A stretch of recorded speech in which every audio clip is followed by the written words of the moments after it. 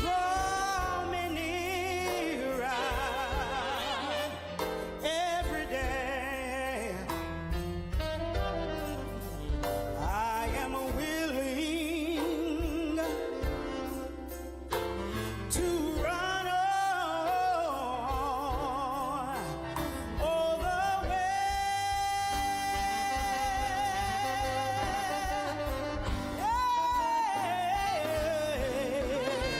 Yes, I falter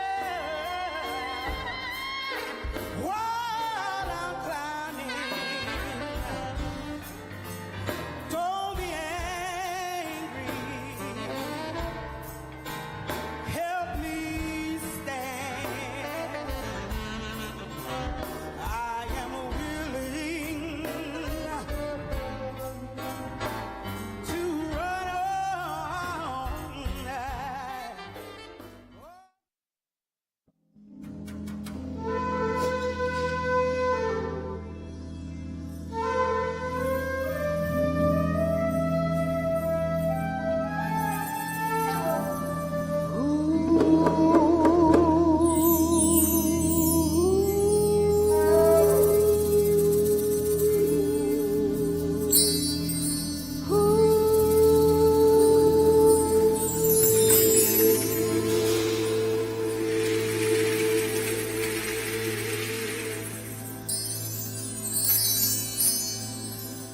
What does the Lord require of thee? What does the Lord require of thee?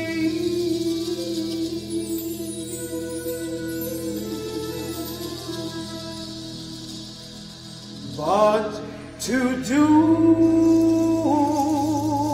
justly,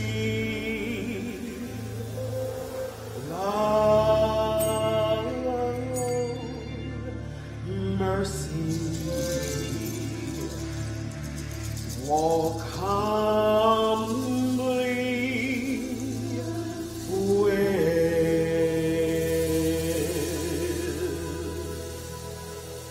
with God.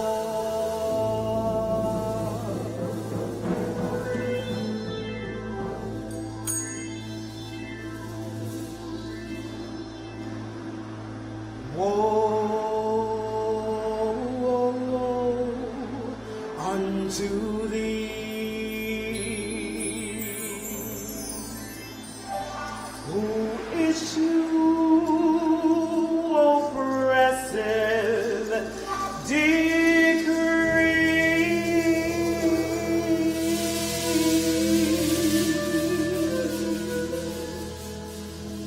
They should do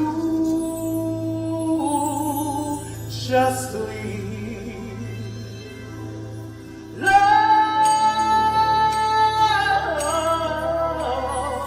mercy, walk humbly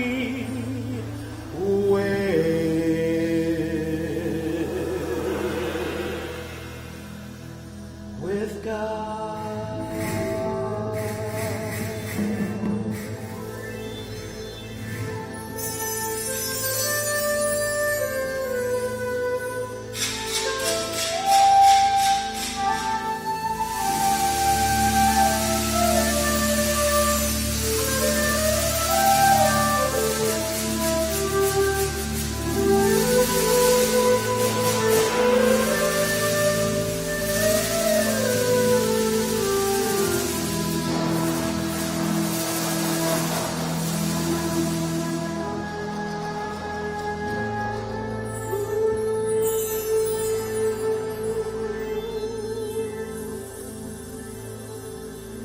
What does the Lord require of thee?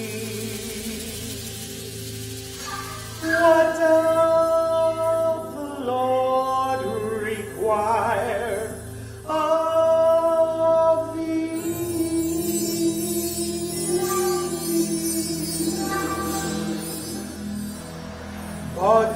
do justly. Love, mercy. Oh, humbly we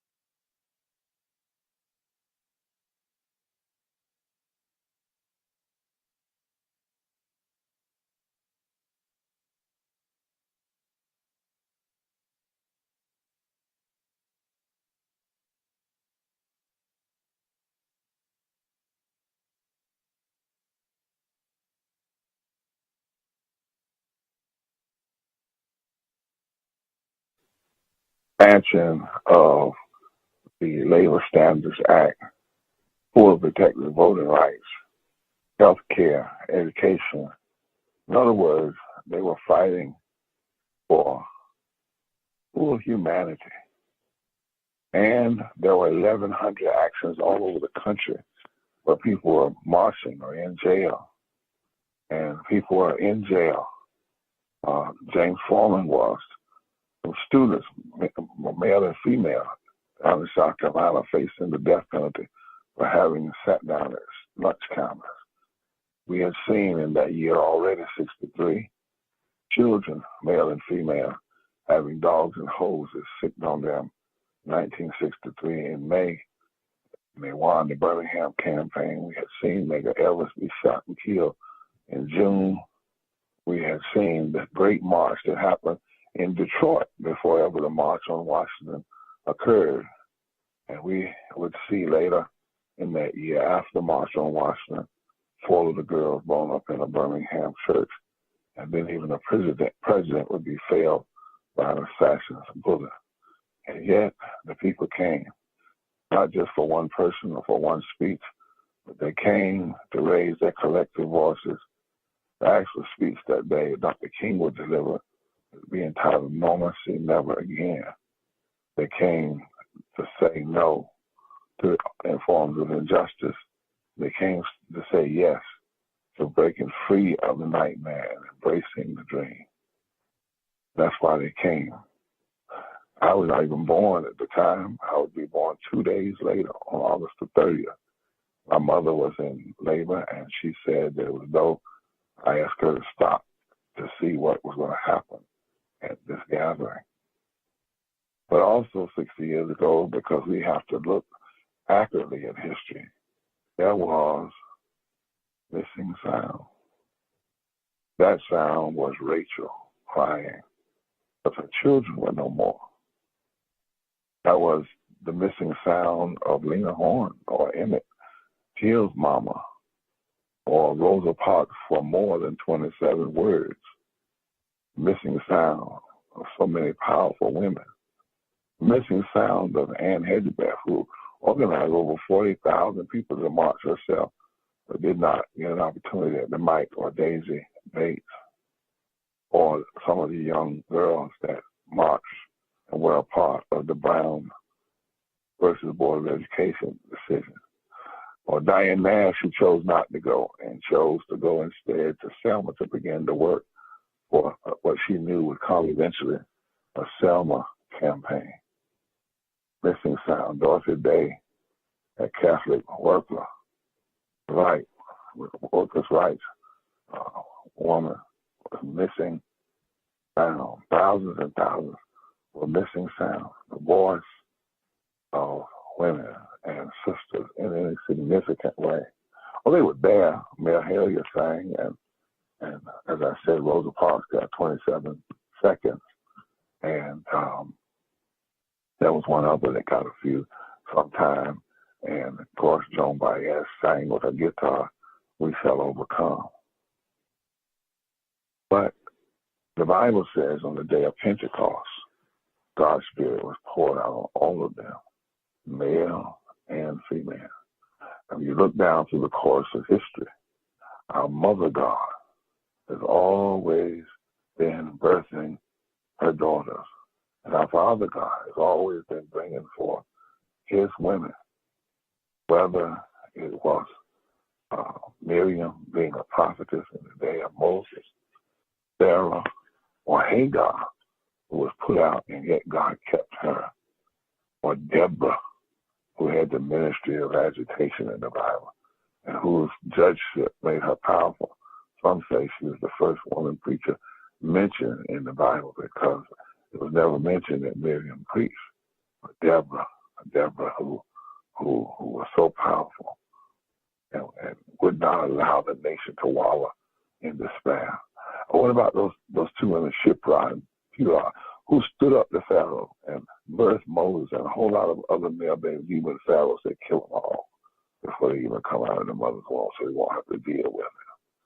What about all those unnamed names? And what about in the New Testament, an apostle named Junior, Paul says ought to be commended, or that woman named Dorcas, who people didn't want to die because she was so powerful in the community, or that woman Mary Magdalene, who had been troubled with demons, but on the day of the resurrection, she was the one that preached the resurrection sermon, the first one to declare that Jesus was alive and well. What about all of these women, the wailing women that Jeremiah talked about, his own mother, who wailed and wailed until they got God's attention? What about the sound of Rachel crying because her children are no more? What about down through history, the women like Harriet Tubman, who didn't just have epilepsy, but would fight and would stand to get people free, or Rosa Parks, who didn't just sit down by herself, but strategized and went to Highlander and was trained by other women in nonviolent transformation before she shut down. What about so many? Well, what about Mother Jones, who said that we pray for the dead and we fight like hell for the living up in eastern Kentucky? What about the lady who wrote the song, "Which Side Are You On? Which Side Are You On?" When the bosses came to take her husband, who had been fighting with minors against the bosses in eastern Kentucky. What about Paula Merritt, that great woman from up in the Yale area, lawyer, preacher, lesbian? What about Lorraine Hansberry? What about the women who wrote so much of the poor? What about Moms Mavis, who asked that question, have you seen my friend Martin? Have you seen my friend? What about the Native American women? What about the women who stood with the Latino community? What about Asian women? There was a strange missing sound, an important missing sound, a strong missing sound. What about Coretta? I don't think it was because people were mean. I think it was because of the time. But whatever it was, it must be corrected. So tonight, thousands upon thousands upon thousands of people are joining online for She Speaks, the National Moral Monday sponsored by the Parish of Breach, Black Voters Matter, Legal Women Voters, SEIU, the Beloved Community, and so many others. More than 35 powerful women, voices from every race, creed, and color, will not be silent. We're not just speaking to women's issues, but of speaking as women, as prophets, as moral voices, declaring what we must hear in this time. Talking to us about what we are facing in this time, where we are. What is the moral requirement? Did you not hear John Allen already articulate for all the women? Question that we must answer, male and female, gay and straight. At the end of the day, what doth the Lord require? But to do justice and to love mercy, walk humbly before our God. So I'm glad just to be able to say a word of introduction. Go tell people, get them like that. Go get them. Tell them tune in. Oh, because she is getting ready to speak. Women are speaking. Sisters are speaking. The trumpet. Those who love the Mother God and the Father God. Those who know how to speak Jewish, Christian, Muslim, Unitarian, all coming. They're getting ready to speak. They're getting ready to say a word. Not only getting ready to speak, they're getting ready to put words into action. Words into action because they know they cannot be silent anymore. And just before we go to Reverend Hannah Broom, who's the Director of Religious Affairs for Repairs of the Breach, has been point on this, along with Attorney Valerie Equivon, the Center for Yale, and Reverend Casimir Brown, who's the Executive Director for Repairs of the Breach, and Rosalind Hellis, who's a Special Advisor, and also Joyce Johnson and Virginia with the League of Women Voters, Tasha Brown, and all of those. Mary Kay. Before we go to them, what if we could just hear a word about and from Coretta? Yeah, Coretta Scott King. She didn't speak that day, but she did speak. She spoke out against the war even before Martin did. She spoke at the Poor People's Campaign when, even after his assassination, she spoke. 15 days later, she spoke at the Poor People's Campaign. She spoke and she sang and she kept on speaking and kept on allowing the words of articulation to be turned into deeds of articulation. But the words are more than just words. The power of life and death is in the tongue. So as I talked to her daughter yesterday, Bernice, who's a powerful prophet in her own right, she said, yeah, it's all right. Play this piece where others are talking about what her mother's voice meant to the movement and to them. And then we'll let Reverend Hannah Broom take over, and the women who are already right there at the Lincoln Memorial, because part of this is right at the steps of the Lincoln Memorial, where women were not allowed or did not speak 60 years ago. But today, he speaks. And this is being recorded for history and be promulgated everywhere. So go get somebody. Go to www.preachrepairs.org. Go to the landing page on C Speaks. Call somebody. Get them so you can hear the word of power, the word of agitation, the word of anointing, the word of transformation, so you can hear the call to conscience, so you can hear the agenda for the call to conscience, and share it with people, your sons and your daughters, that they might prophesy and be instruments of challenge and change in this world. Let's hear from Coretta.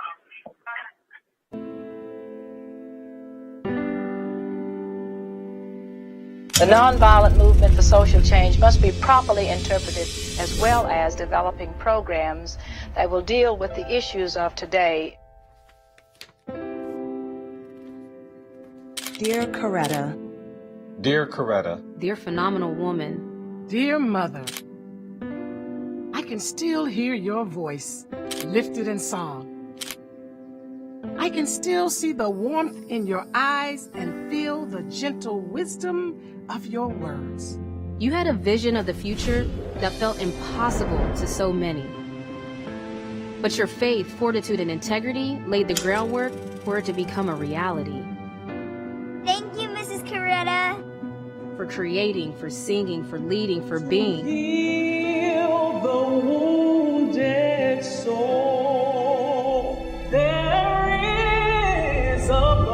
just teach it, you lived it.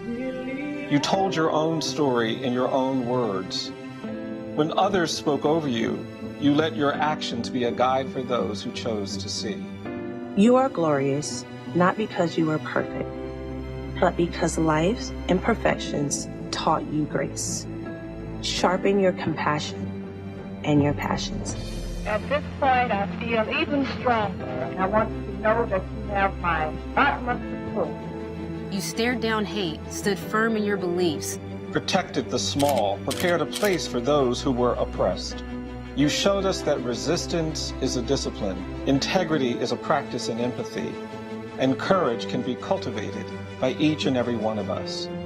When people decide to be free and they are united together in that effort, nothing can stop them. You weathered storms, rebuilt from charred embers, conquered fear, and laughed a lot. you told us that we could be anything and that our circumstances didn't define our greatness. Most of all, you taught us that our dreams matter. Dear Coretta. Dear Coretta. Thank you. Thank you. Thank you. Thank you.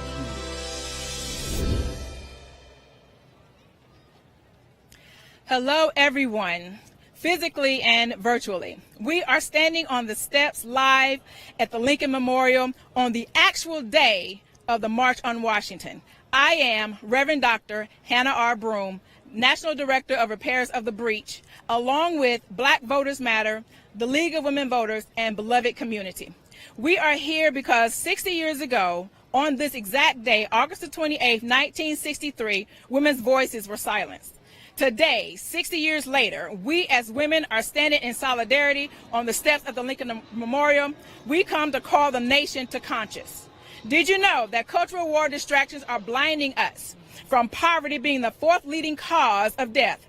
In 1963, African Americans had a poverty rate 3 times that of white Americans. 60 years later, that poverty rate has only lowered to 2.5 times the rate. Did you know that 50 million women live in poverty as of 2023? Did you know that more than 55 million workers are not receiving a sustainable living wage? Did you know that you can buy unleaded gas, but not unleaded water? Did you know that millions lack health care access or affordable health care options? Did you know that 350,000 died from the lack of access to health care? Did you know that we have less voting rights protection now than 60 years ago? Did you know that the number of children in poverty decreased during COVID due to the child tax credit? But they allowed this to expire, plunging more children into poverty in 2023. Did you know that mass incarceration directly impacts millions of people?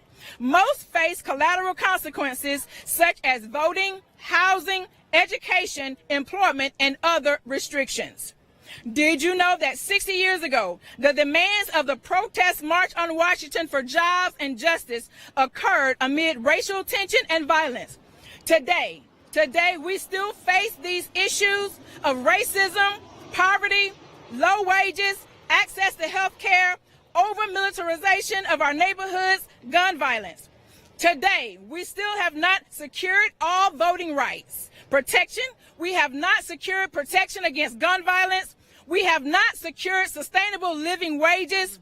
So 60 years later, as women and people of moral conscience, we come not to have a celebration of nostalgic fellowship, but to once again call the people of conscience to declare we need mass protest organizing and voter participation across this country. Did you know that 60 years ago, mass protest was not about one woman or one man's speech? It wasn't about celebrities. It was about a united front against social injustice that was hurting people of every race, creed, color, or region, and we demand a change. 30+ women who represent thousands of people will lift their voices virtually with a rallying cry to the call to the nations in this space that we call now. Now, during a time of hatred. Now, during a time when prejudice and bigotry are legislated, approved, and executed. Now, in a time when powers in authority positions have no compassion for those with no money or no hope. Now, during a time where mass shootings in our communities have become like the normal call of the day. Now, during a time when the true history is being whitewashed for comfortability instead of transformation. Now, during a time when poverty is the fourth leading cause of death. Now, during a time when equal pay for equal work remains elusive for many. Now, when we grapple with the lack of progress in vital areas such as voting rights, criminal justice reform, common sense gun legislation, and the persistent shadow of gender and racial discrimination, we have come on the exact day 60 years later to demand the eradication of poverty. Poverty must be confronted head on. Poverty should not persist in a nation as prosperous as ours. We demand that voting rights be fully restored and protected as well as enhanced. The cornerstone of our democracy must be fortified and not weakened. We demand that resources be allocated to climate justice, that climate justice becomes a reality, ensuring a sustainable world for future generations. Climate justice is not just a choice, but an obligation for the future.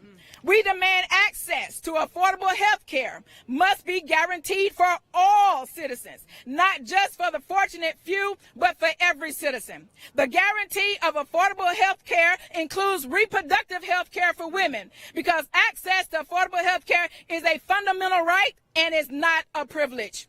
We demand humane immigration legislation that reflects the compassion and inclusivity upon which our great nation should aspire to fulfill. We demand comprehensive gun safety measures that balance the rights of responsible gun owners with the urgent need to prevent mass shootings and domestic violence situations. These are tragedies in our neighborhoods. We demand criminal justice reform through education, dedicated investment resources, advocacy, and collaboration through policy changes that promote justice and equality. So we are gathering on today. We are gathering here to be a moral imperative. With our moral duty is crystal clear. We stand united in defense of equality and justice with these call to action, because this life-saving agenda is still unfulfilled in totality. We are issuing a call to conscience from women across this country, industries, faith communities, ethnicities, and backgrounds to raise our voices, rally our communities, and we are committed to mobilizing our community to get informed about their voting rights and fight for them. Organize voter registration, voter education, and voter engagement. Reclaim our prophetic and moral voices, challenging powers that seek to divide and destroy us, and speak out against unjust laws, practices, and actions. Engage in the work by connecting with organizations to build a fusion movement to create a world where everyone is treated with dignity and respect and is allowed to fulfill the pursuit of life with value. As we witness these scaffolds and cement and construction enveloping the Lincoln Memorial, we are reminded that progress is not linear. It requires effort, it requires change, and it requires you. Coretta Scott King said it best: when you're willing to make sacrifices for a great cause, you are never alone. We stand here today, 60 years later, where women could not stand and speak. We stand here today, 60 years later, calling for the promises to be fulfilled of equality, of equity, and justice. Women who represent thousands across this country will now begin to proclaim with a rallying cry and call this nation to conscience. We demand you listen.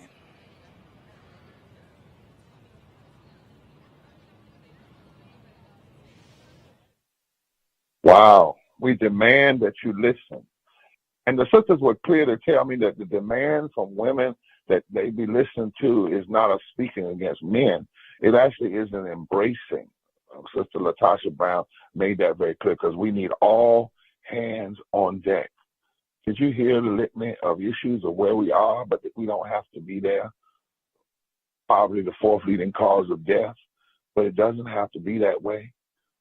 4 or 5 of the things that Dr. Broom mentioned, if they were implemented, we could end 60% of poverty in one day. And thank God for those sisters representing the other organizations that were standing there, not in silence, no, but in solidarity. Not in quietness, but in commitment, because their very faces and bodies speak. They were representing the unity. They were saying that when one of us speaks, we never stand at the podium alone. We always stand in community, always in community. As we prepare now to hear from women all over the country, let us remember right now those who were killed in Jacksonville. Those who were killed, 2 of them were under 30. 2 women, 1 male. 2 of them were under 30. Shot down by violence. Violence first perpetrated in the mouths of politicians, using culture wars to scare us and say that trans people are enemies and Black history is our enemy and gay people are our enemies and women's rights are our enemy. Distracting things, while in fact the same politicians, even in that state, as high as the governor and others, aren't fighting for women to have living wages, aren't fighting for women or men to have health care. Did you hear what she said? 350,000 people died during COVID, not from COVID, but from the lack of health care. Oh, it's time for coming together. It's time for the rejected voices. It's time for a fresh third reconstruction and a political Pentecost where the Spirit was poured out on all, and your sons and your daughters shall prophesy. So thank you all for standing in that space today and correcting for eternity something that should have never been, and tonight correcting, but not just with a nostalgic look backwards, but with a call to conscience and a call to action, as Rosalind Teller says, an analysis and an agenda for today and for right now. In the church, when people are speaking, and we know they're speaking unto the power of truth and justice and God, somebody will say, "Say it, sister." Somebody will say, "Speak." Somebody will say, "Tell the story." Somebody will say, "Let the Lord use you."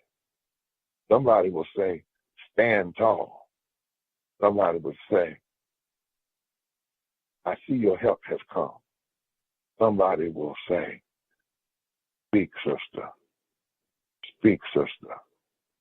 Speak, sister." Let it be so tonight. On August 28, 1963, I attended the March on Washington for Jobs and Freedom.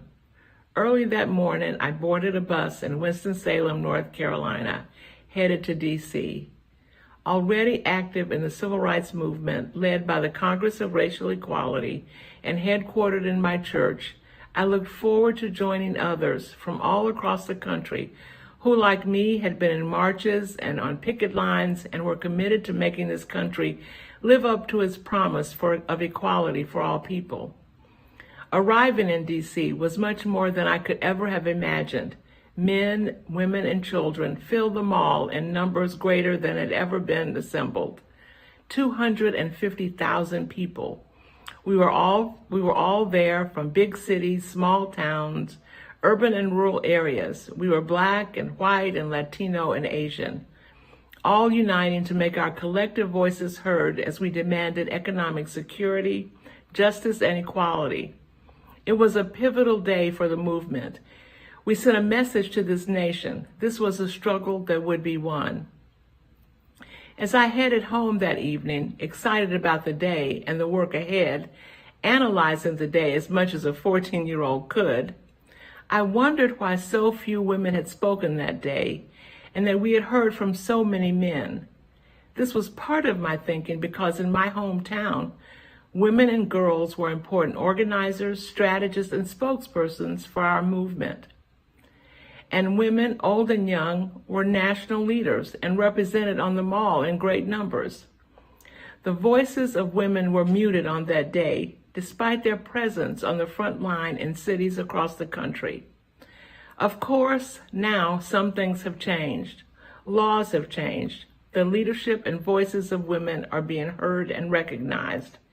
Women are being heard on all issues that impact society and those specifically affecting women: good jobs, access to health care, reproductive rights, and others. However, we, women and justice-loving people, must be vigilant as we see the nation once again taking a turn to the right. Today, we women must and will continue our work. We all must ensure that the work and voices of women be elevated. This is the source of our power and hope for the nation. Women speak. Go. This 60th anniversary, we commemorate the March on Washington. Today, we stand again with a renewed commitment to jobs, justice, equal rights for women, our health care, and yes, our voting rights. Today, women across the country stand together in our power to fight against racism, sexism, and discrimination. At LWV, we believe in the power of women to create a more perfect democracy. And we believe that together we will win. But we need you. We need you to join us in this fight because it's not over. Today, our children have less rights than we had 50 years ago. The future of girls tomorrow will have less rights than we had as little girls. And we need to continue to stand up and fight to make sure that women's voices are heard. Now, the 60th anniversary of the March on Washington, it was a powerful moment. But women, our voices were missing that day. And this is an opportunity, this 60th anniversary, to right that wrong. And for all of you to come together with us to make sure that our voices are heard, that women's voices are heard, so that we can create a better future for all of us. To have a multicultural, multiracial democracy where everyone has the opportunity to live their lives free from fear and discrimination. Please join us. Thank you. On a cold December morning, and about 76 years ago, I made my official entry into this world in Richmond, Virginia, the former capital of the Confederacy, at the home of my maternal grandmother, and in the nurturing shadow of First Baptist Church, South Richmond. Big Mama didn't trust the racist hospital, but took care of my mother and me at home, where the potbelly stove replaced the incubator. By the grace of God and with the determination of mostly women around me, I survived and became committed to serving that same community that nurtured me while growing up in segregated South. I've been aware of and suffered from injustices and inequities all my life. But what I learned from my grandmother, my mother, the women around my neighborhood, my church, my school, is that all life is valuable and precious, and that if we work together across human constructs of race and income, gender, sexual orientation, whatever, we can all make a way out of no way and achieve our God-given potentials. Back during the first March on Washington, we were focused on jobs, income, freedom, civil rights, voting rights, and racial equality. Those struggles continue today as we struggle for the same things. We women have been at the forefront of all of those struggles. I still remember the first time I met and spoke with Reverend Dr. King, not too long after the 1963 March. While I was a young 17-year-old freshman at Duke University, one of less than 10 Black students on that campus at the time, I assured him that I was in this fight for the entirety of my life, for the long haul. I was already supporting the non-academic employees fight for a union on that campus while I was a student. I became immersed in struggles for equity and justice throughout North Carolina, where I made my home, got married, raised children, and now am blessed with grandchildren. It's taken longer than I thought, but however long it takes, our struggles must be one of moral conscience, rooted in truth. It must be for the beloved community, where the dignity, the worth, the equality, and the enormous potential of all God's people is realized, no matter what the differences among us might be. God did not place us on earth of insufficiency. All that we need is right here. We must learn how to live peaceably together, dividing things up as God would have it, not as our greed would direct us. All that we need to do is to learn how to love mercy, do justice, and walk humbly with our God. I call on each and every one who hears my voice, especially women, to join hands and fight for the fullness of life that God offers each of us. Let's walk together and not grow weary, or as we say in North Carolina, forward together and not one step back.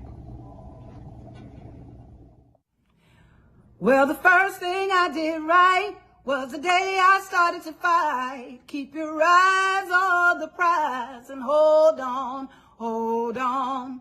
Greetings as we celebrate and commemorate the 60th anniversary on the March for Jobs and Freedom, a march that thousands, hundreds of thousands of people all throughout this nation 60 years ago came together with the explicit purpose of they were going to fight and stand against poverty, stand against police brutality, and economic injustice and jobs.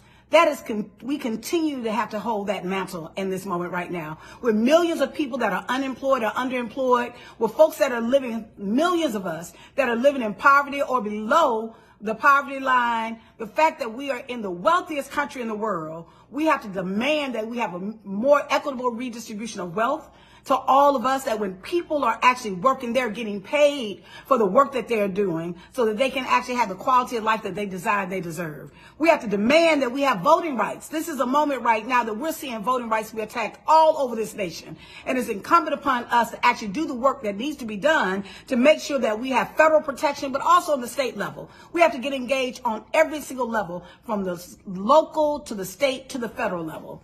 And then this is a moment, I think, for us to really think about what is being called of us in this moment. In this moment, I think the first thing is we're called into remembrance, and to remembrance of what is that has been done, that in the 60 years ago, in the March for Jobs and Freedom, like what were some of the tenets of that, and how does that affect us and impact what we're doing now?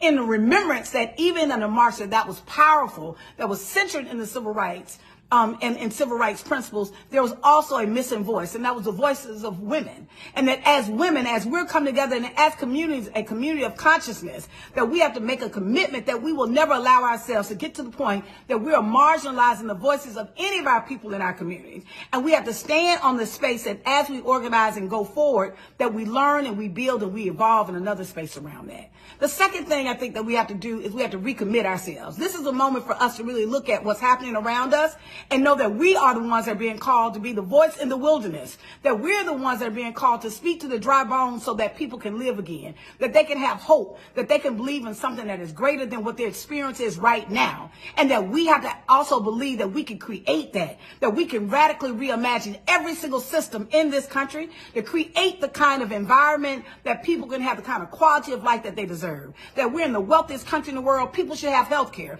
People should get paid a fair and decent wage. Folks should have their basic needs met. Not a single child should go to bed hungry at night. And all those things are possible because we who believe in freedom cannot rest until it comes. Peace and blessings. My name is Mindy, and I got my start in activism protesting for reproductive rights because deciding when and whether or not to have kids is a personal choice that affects every aspect of a person's life. In the 20 years I've worked at McDonald's, I have witnessed firsthand how poverty and reproductive justice intersect. I've listened as coworkers casually talk about going to the food pantry or how they filled up on bread the night before so that their children could have a decent meal. These women not only struggle to put food on the table, they also have to juggle their schedules around childcare, school, and doctor's appointments. And without meaningful sick leave, they lose money every time they miss work. Bodily autonomy is maybe the most fundamental of rights, but we cannot ignore how poverty and lack of living wages affect our ability to take care of our children we want to have and our ability to not have children when we don't. The Poor People's Campaign is addressing all of the issues I care about in order to make a better future for us all. And I am so excited the campaign is using this event to lift the voices of women who so often go unheard. Hello, my name is Vanessa Nosey. I'm a member of the Apache Stronghold. Thank you for allowing me to speak to you all today. I stand here before you not only as an Apache woman, but as a mother fighting to protect her children, fighting for those yet to be born. We are facing this injustice throughout this country, not only the Indigenous people, but all people. But as Apache people, we are fighting a system that wasn't made for us, a system that wanted us extinct. The same system that is continuing to destroy our holy place, Chichilbeth. If it is gone, if it is destroyed, my children will no longer be Apache. My children will not have the direct connection to Yosen, God, our Creator. And that's why he's fighting. That's why I'm fighting. But it takes all of us, because this injustice that we are facing, the United States government didn't reinvent the wheel when they did it to the Indigenous people. They just placed us all together now. And it's time for us to unite. It's time for us to come together. The Apache Stronghold has been an example of how still today the United States government disregards our religion and our way of life, disregards our holy site that was given to us by Yosen. When in our Ninth Circuit Court, the United States government has allowed Resolution Copper to come in and fight with them, to stand with them, to destroy a religion, to destroy our holy place. That's the injustice that not only are we facing, but all people are facing. Because if the United States government can do this to the First Nation people, they don't care who they're doing it to. The only concern is money and power. We need to make them realize to have a moral decision and to do what's right for the people. As we're facing this evil that is across this country, it is going to take prayer and unification to conquer that evil and to rise together so that our future generations have a future to live in, have a world to live in. Because the way we are going, it is uncertain. But let's pray and come together and be one. One drum, one prayer, one circle. Thank you. Today, we remember the march and the movement, but let's also remember the women who work behind the scenes, like our own National Council of Churches, Anna Arnold Hedgeman, the only woman on the organizing committee, the iconic Dr. Dorothy Height, and unsung hero who sat on the stage, and Mahalia Jackson who sang, and Daisy Bates who spoke. Today is also the day when we must stand up and declare that we don't have any more time for foolishness. No more time for the foolishness of mean-spirited people who perpetrate unnecessary evil, that force us to make bricks without straw, bread without yeast, lemonade with no lemons, or make a home without a livable wage. We don't have time for this foolishness of dismantling of truth and allow it to sit in the back of the bus, while clever replicas of truth are allowed to be verified as truth. The protracted diversionary tactics designed to keep us off balance. Oh, no more time, no more foolishness for the wickedness in high places, toxic leadership, delusional leaders that not only intimidate, but seek to annihilate anyone or anything that gets in their way. These dictator tendencies and scare tactics have created a more divided United States. With the rise of violent politics where democracy is no longer in danger, it's on life support. In honoring the unsung heroes of the March on Washington, we must also work towards addressing the inequities that women still face today. We must challenge the gender pay gap, Fight to get our rights back, all of them, and advocate for policies that support work-life balance. We must support and uplift everyone, including those who are marginalized due to their race, ethnicity, socioeconomic background. Your zip code should not determine your lifespan. This is where we say in our best Fannie Lou Hamer voice, I'm sick and tired of being sick and tired. This is where we pull up our own folding chair to the table and declare like Shirley Chisholm, you don't make progress by standing on the sidelines, whimpering and complaining. You make progress by implementing ideas. This is where we put our hats on like Dorothy Height and declare we may not do what we want to do, but we will do what we have to do. This is where we declare like the biblical Esther, if I perish, I perish. I'm going all the way until justice rolled down like a mighty stream. Reinhold Niebuhr says, man's capacity for justice makes democracy possible, but man's inclination to injustice makes democracy necessary. The future is counting on what we do today. Let's go to work to continue the work. Hello, I'm Mary Kay Henry, President of the Service Employees International Union. The spirit of the March on Washington is carried by the millions of Black, brown, Asian, immigrant, and white working people who are demanding good jobs and freedom. Our demand today is unions for all, where every worker gets respected, protected, and paid, no matter what job they do. And we know we can't win good jobs and freedom and unions for all workers unless we link the fights for racial and economic justice. That's why Black and brown home care workers were excluded from labor rights and Social Security back in the 1930s. That's why gig workers are fighting state by state by state to get written in and recognized. That's why airport service workers are organizing as we speak to demand that Congress write them in. That's why workers are taking on giant corporations like Amazon and Starbucks, and why we are backing the Starbucks Workers United demand for a seat at the table with the most profitable coffee company in the world. 2 million service and care workers are proud to join the Women Speak Out to mark the 60th anniversary of the March on Washington. And as the first elected woman president of SEIU in our 100-year history, I'm proud to have women's voices loud and proud and clear in this march. Each of these workers were excluded from labor law and protections because of race. And that's why the March on Washington was so significant in the 60s, and that's why this anniversary celebration is vital now. We have to link the fights for racial and economic justice, and we have to up our demand for good jobs and freedom. Join us. We want unions for all workers, so we have the power to confront corporations and to uproot systemic racism once and for all.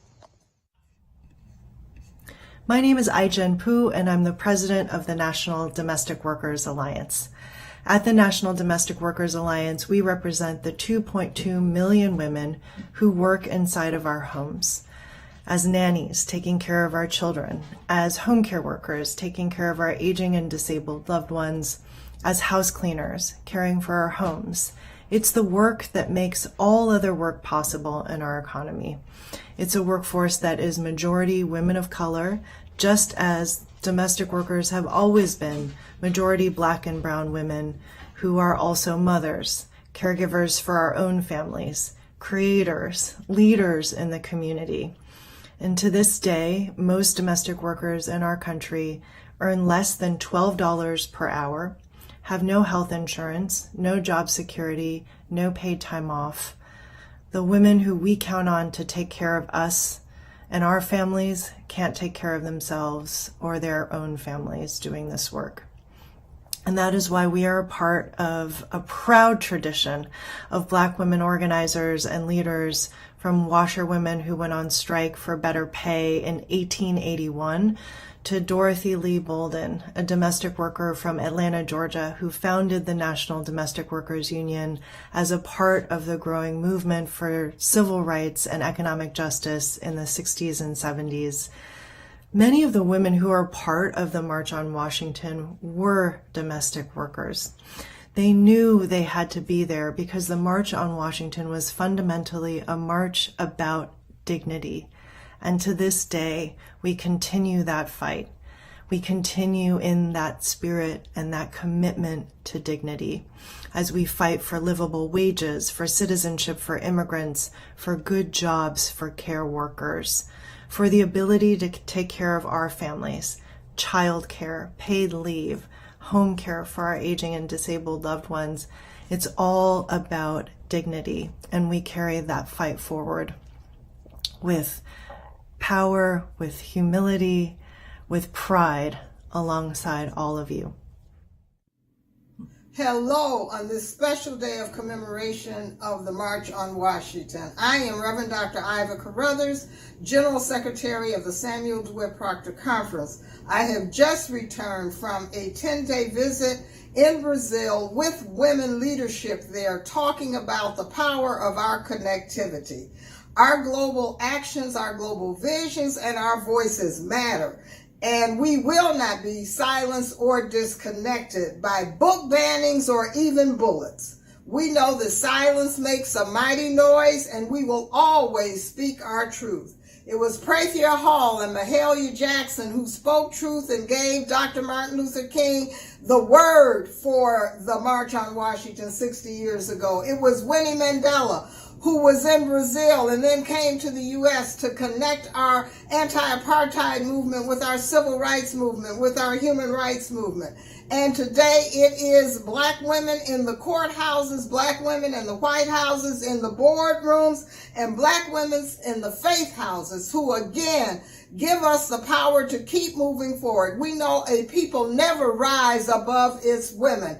And so we rise with the power of God, and we rise with the ancestral power of those women who have gone before. We will move forward on that power. And I wish each and every one of us a day to go to the well to get renewed and re-inspired to do the work we must do, because we will not rest until justice comes. Thank you. Have a blessed, powerful day. When you think of the unhoused population, what comes to mind? Matter of fact, who comes to mind? This population of persons experiencing homelessness is not a new factor of our society. It's one of the oldest ones that continue to plague our communities. When you see homeless people, you should see your sister, your brother, your cousin, your father, your mother, your uncle or your aunt, or maybe even your children. You should realize that in this nation, we are all one check away from being homeless. Homelessness is not a disease that can solely be cured with housing. It is an experience that can be eradicated with community resources, mental health clinics, healthcare, adequate living wages, and affordable housing. We need livable wages that can lift people out of poverty and promote the dream of independence. We should be a nation that responds and gives aid to persons with care and concern and support those in public, as this is a public concern. We should provide resources on all levels to promote success. I challenge you at this time to consider a nation without poverty as a country that will be unlimited as well as fulfill its promise. We should fund organizations that strive to promote change in the community, that work towards a mission to not only end homelessness, but also end poverty, and continue to work with persons who have barriers that are limiting them from achieving the real American dream. I am Glenda Baskin Glover. I serve as president of Tennessee State University and immediate past international president of Alpha Kappa Alpha Sorority. It is a tremendous honor to be here and to present the case for support for HBCUs as we highlight education as one of the key aspects of reducing poverty.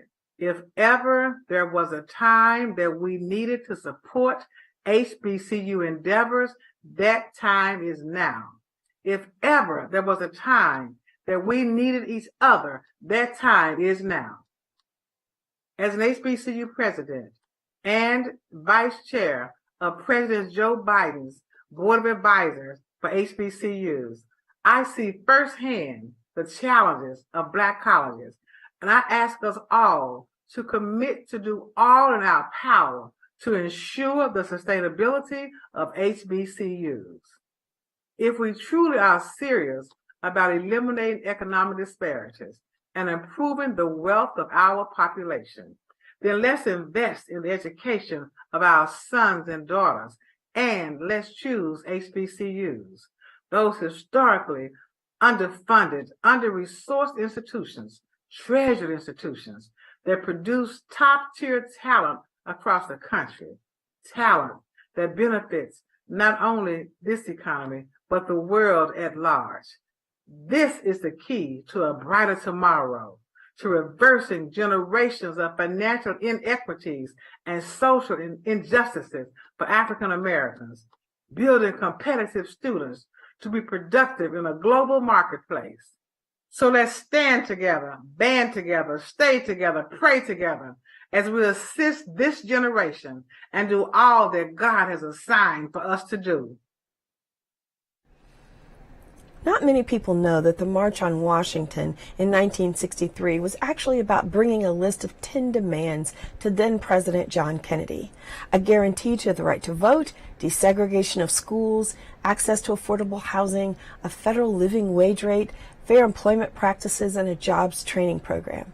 60 years later, the United States has allowed provisions of the 1965 Voting Rights Act to be gutted, and Congress looks the other way at state legislation that continues to suppress voting rights. Our public schools are more segregated and underfunded than ever. Access to affordable housing continues to evade too many. Women's reproductive rights are under assault. And as women, we're usually the ones making healthcare decisions, but most of us lack access to affordable healthcare. The American dream is not only deferred, but it is ready to explode, because racism is such a scourge that people will actually fight against societal change to provide for all if it means that people of color will actually benefit from programs designed to ensure that everyone has enough. So today we lift our voices to say that America still has not kept her promises. We are still waiting to make good on that promissory note, to cash that check that Dr. King spoke of 60 years ago. And we will not be silent. The voices of women across this land rise up today to call for America to be the country that we say we are.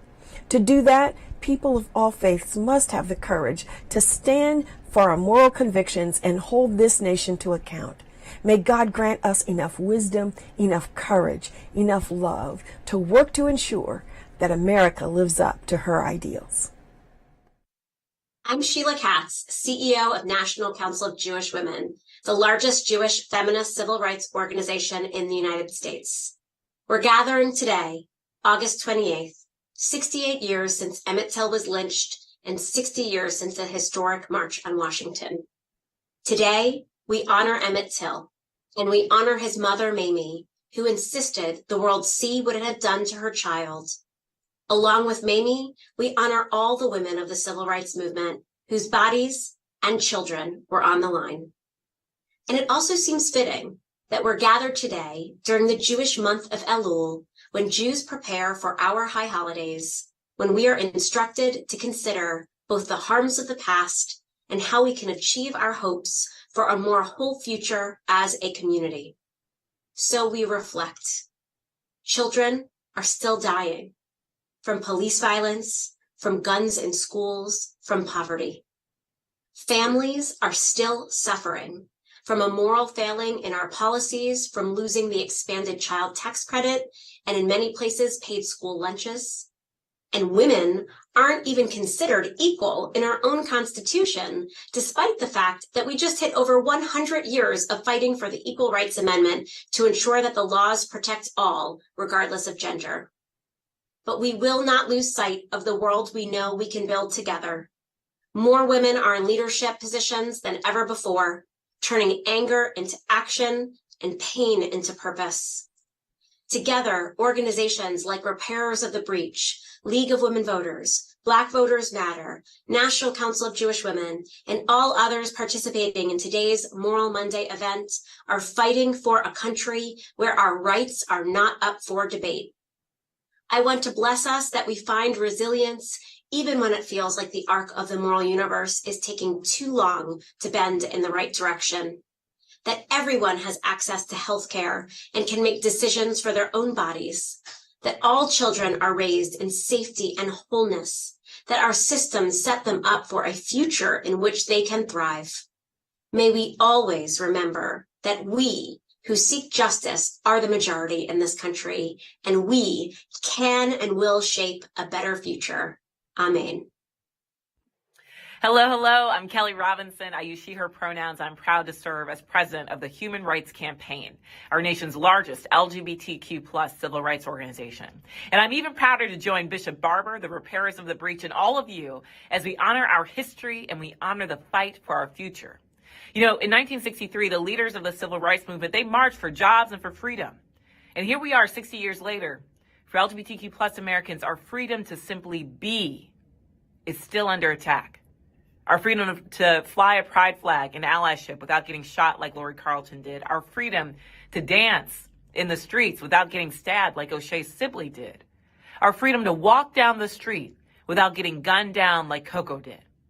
14 trans people have been violently killed just this year. Real-life violence is spinning out of political violence and spinning further out of our control every single day. That's why this year, for the first time ever, the Human Rights Campaign declared a state of emergency for LGBTQ plus Americans. This was in response to more than 550 anti-LGBTQ plus bills that have been introduced in states just this year. Half of those bills have targeted the trans community, many specifically targeting our trans youth. And more than 75 anti-LGBTQ plus bills have now become law.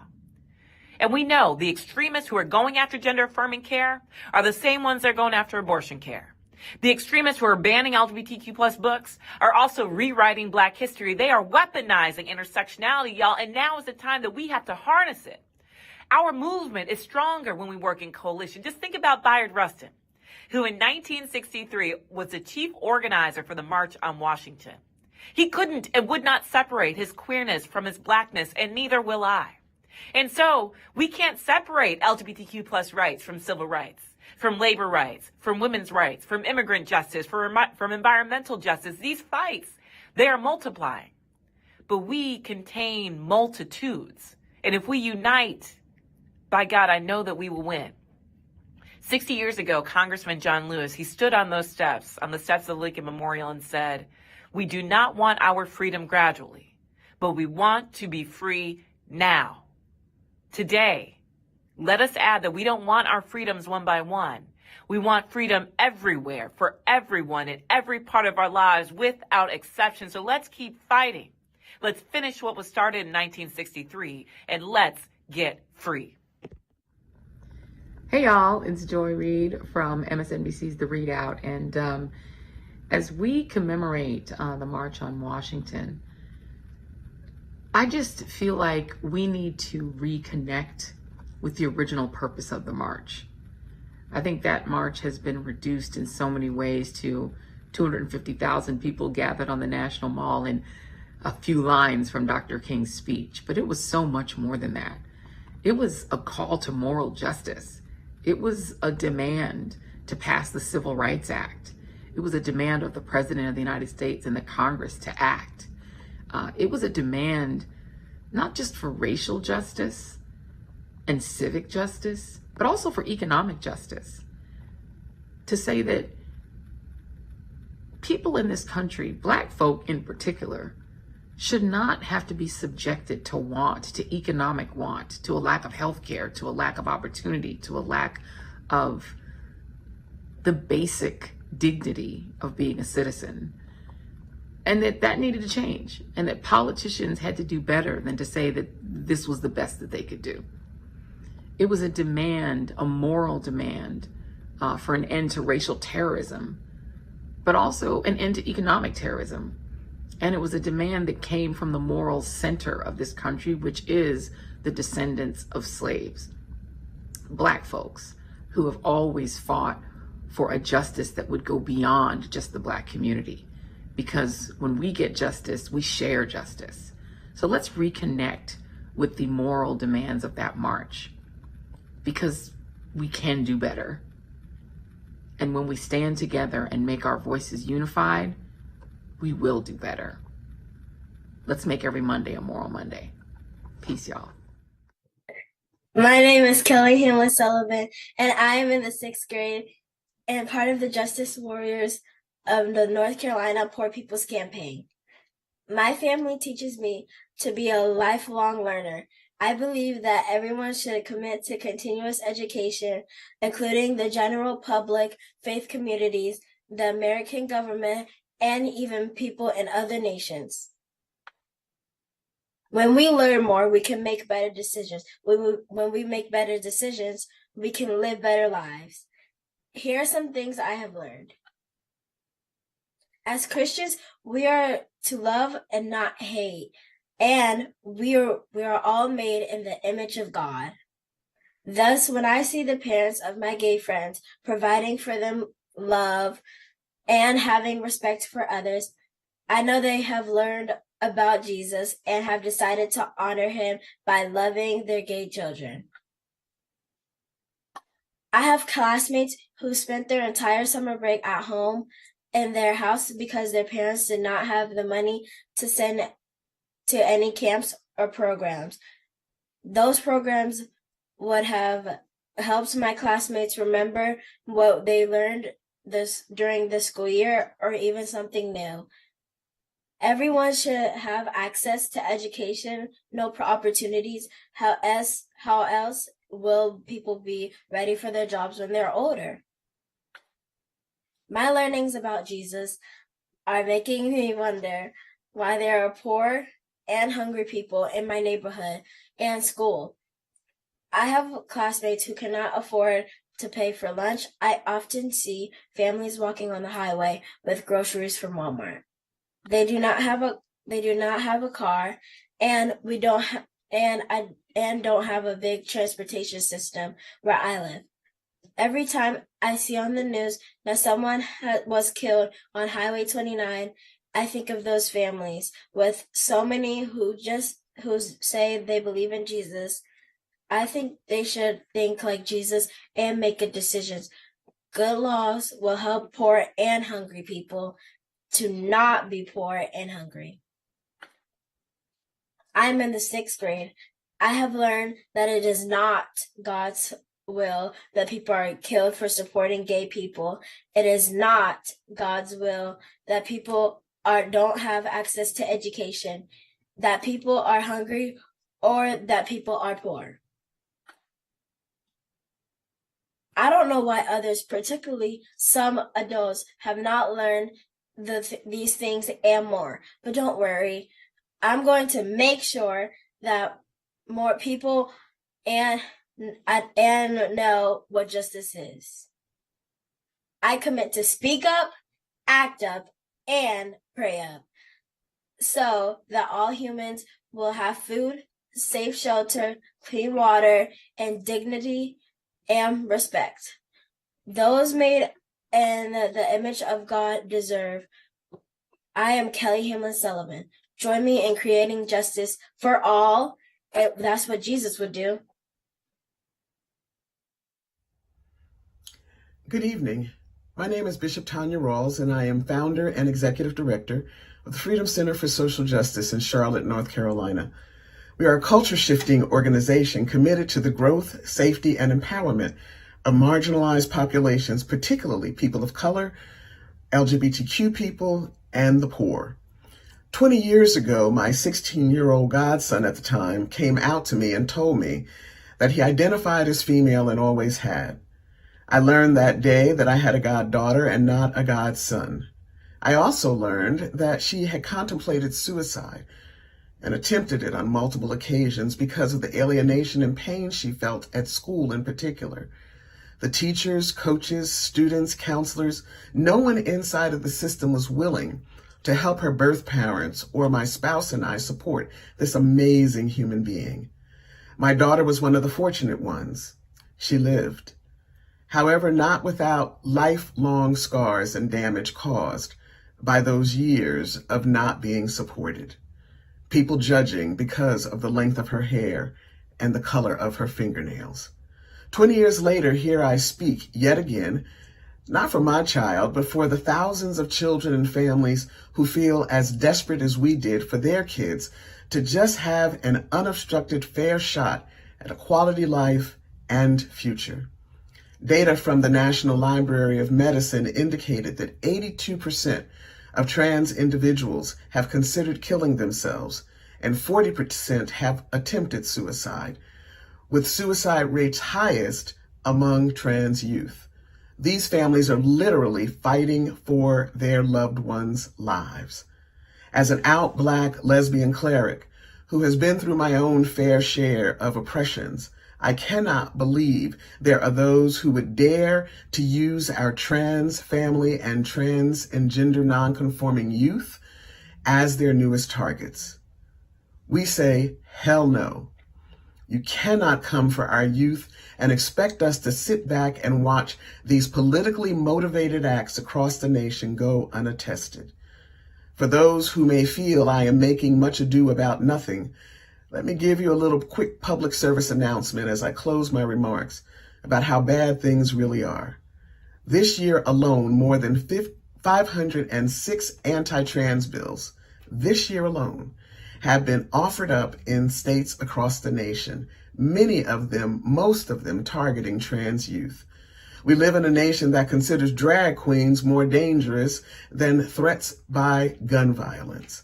Since May of 2022, more than 1,700 gun bills were offered up to make gun access easier, even though gun violence is recorded as one of the leading causes of death among our children.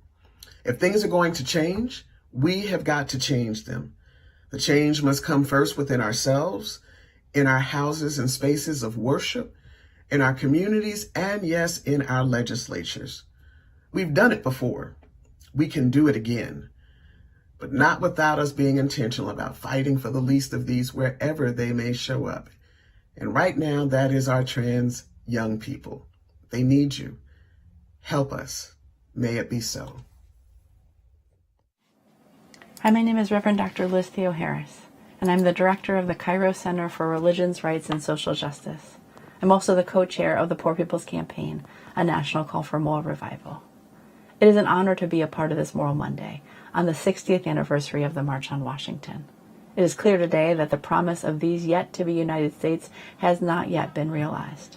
Not in a rich nation where kids are going hungry, not in a democracy where we have fewer voting rights today than we did generations ago. Not in this land of the free and home of the brave where women and LGBTQ folk are under attack and there are millions of veterans and others who have no place to call home. On this anniversary of the historic March on Washington, I lift up Ms. Anna Arnold Hedgeman, the only woman on the organizing committee for the March on Washington, who helped organize literally tens of thousands of people, including so many white Christians, to take part in this historical assembly, who organized Operation Sandwich, preparing 80,000 boxed lunches to make sure folks who attended the March on Washington had the provisions they needed to make their demonstration powerful. In Ms. Arnold Hedgeman's honor, I lift up the unsung heroines of our movement, of the past, present, and future, those grassroots leaders who do what Ella Baker called the spade work, the slow and thankless work of building leaders, developing connections, and showing up and showing up. The many named and unnamed community members who are keeping up the fight to guarantee that all have a right to thrive and not just barely survive. Fight poverty, not the poor. The struggle continues. Hi, my name is Raquel Rizari, and I am part of La Iglesia del Pueblo, a part of the Poor People's Campaign, and also myself and my husband have been taking food to the hungry and homeless down at 42nd Street Port Authority for the past 8 years.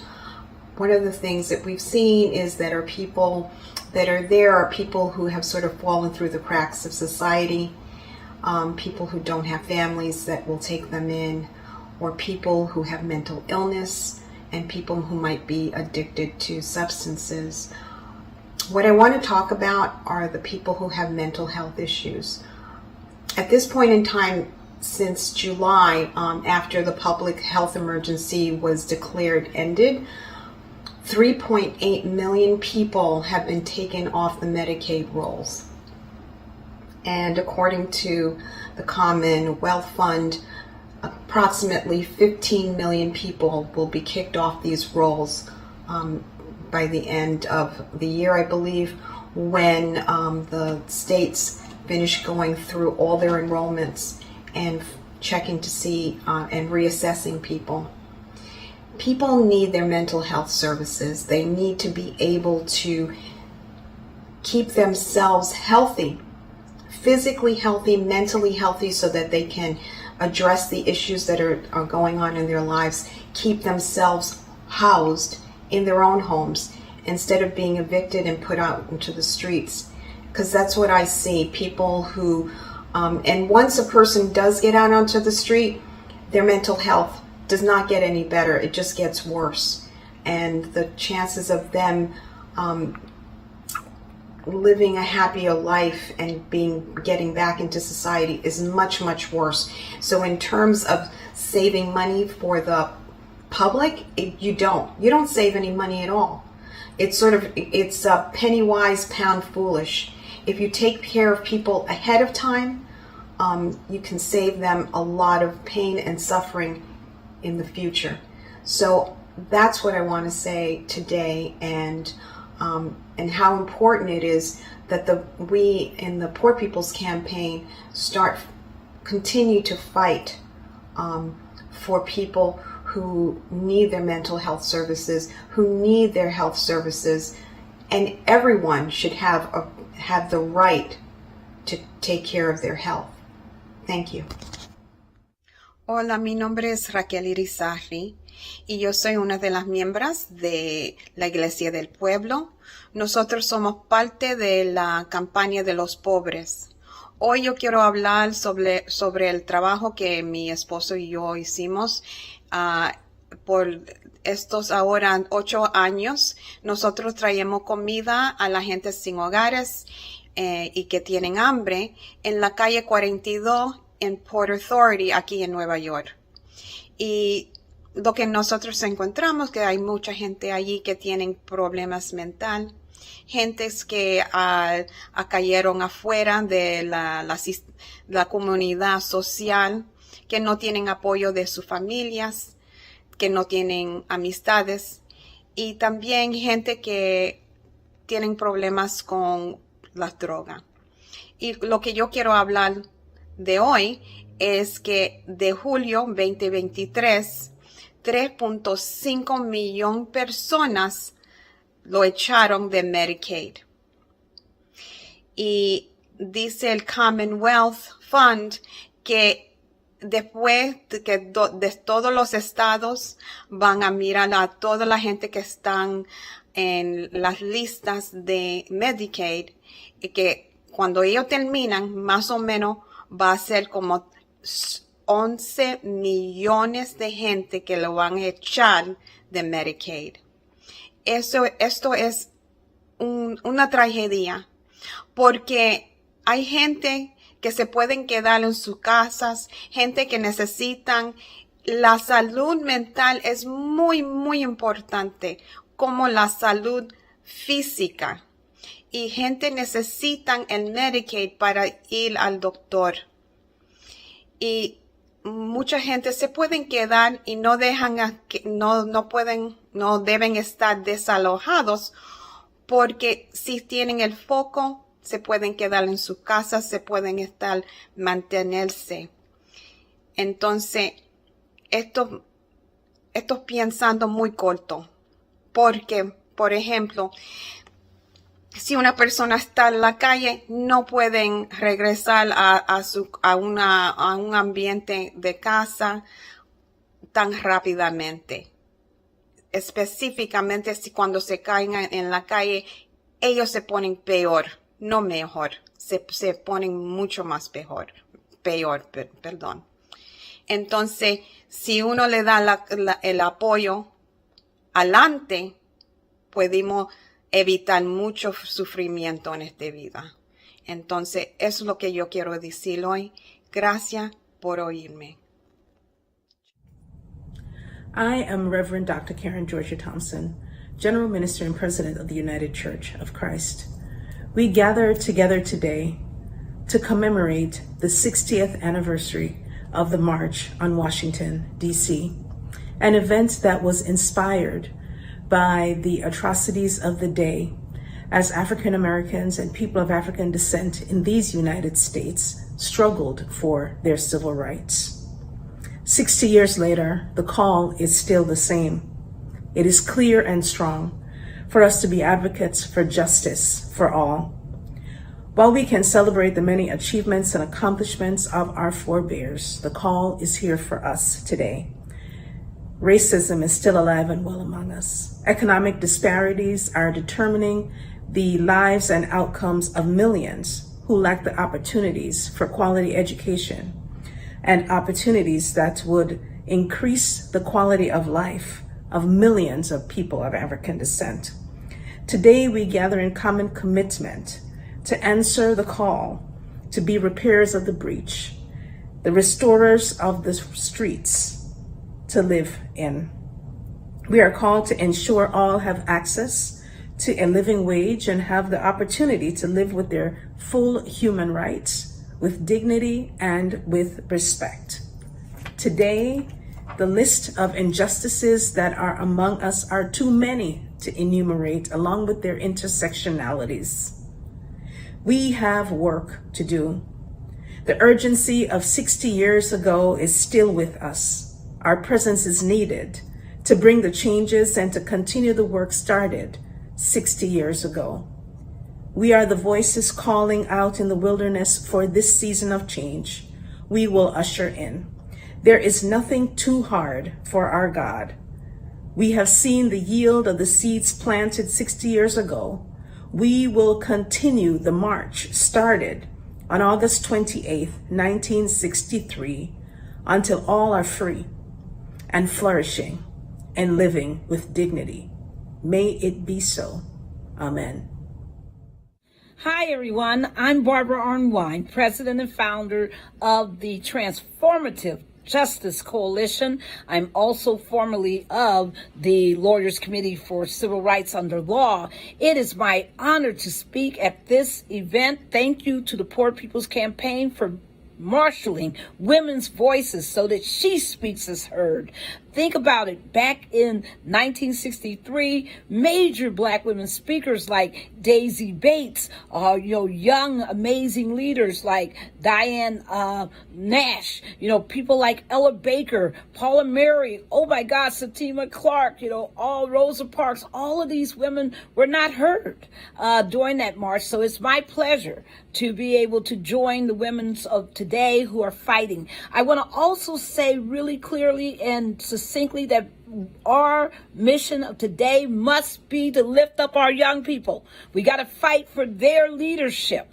We got to fight to make sure they have every skill, every opportunity they can to be leaders in this moment, because they are the change makers that we need, not only for the future, but for today. And I want to be very clear that we cannot achieve racial justice, climate justice. We cannot have the fulfillment of a multi-racial democracy and where there's economic justice for all people without our young people being in the leadership. They are the largest voting cohort in the country. Let's make sure to invest our time and energy in them, just like Jim Lawson did, just like so many other leaders like Fannie Lou Hamer would do later. All of these people who invested in our young people, let's be like them. And I want to say a special word to our Black women leaders of today, to Maxine Waters, to Latasha Brown, to Gay McDougall, to Alicia Garza, to Kimberly Crenshaw, to Helen Butler, Julianne Malveaux, Patrice Kohlers, Opal Tometi, Sheila Jackson Lee, and so many others. Thank you. Just keep fighting. We will get there. Justice is ours. Today, August 28th, 60 years ago, there was a march on Washington for jobs and freedom.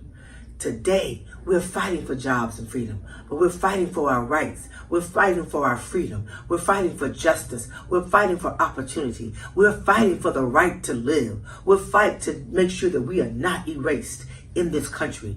White nationalism and racism is running rampant in this country, but we will not be erased. We will win this fight for our rights and our freedoms and our justice, and we have the power of the vote to do that. We together can change this country. We can end poverty in this country. We can bring opportunity in this country. Women, we are not, black women, as a black woman, I know we're under attack, but we're going to stand shoulder to shoulders with our brothers and our sisters, black, white, Asian, Pacific Islander, Latino, LGBTQ, and more. We will fight and we will win together. There is, as Martin Luther King Jr. said some 60 years ago on this day, an urgency of now. This is the urgency to make real the dreams of parents, the dreams of mothers, the dreams of women, to protect the lives and indeed the dreams of their children. I speak this evening with the urgency of a dream handed down to me by my mother. Hers was a dream that seemed for her to be on its way to becoming reality that hot Wednesday afternoon in August when King delivered to the nation a dream for his children, a dream for all children.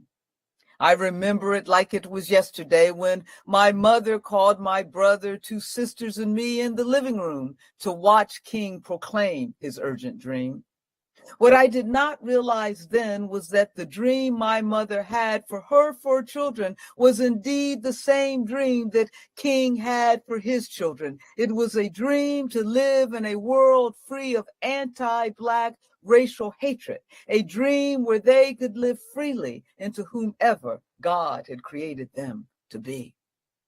It was the same dream that Mamie Till no doubt had for her young son, Emmett Lewis Till, who 8 years earlier to the very day of the March on Washington was dragged from a relative's Mississippi home and lynched after being falsely accused of flirting with a 22-year-old white woman.